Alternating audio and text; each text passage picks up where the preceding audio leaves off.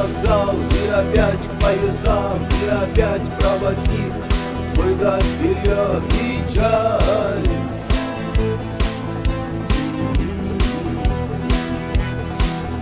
И опять не усну, и опять сквозь грохот колес мне послышится слово: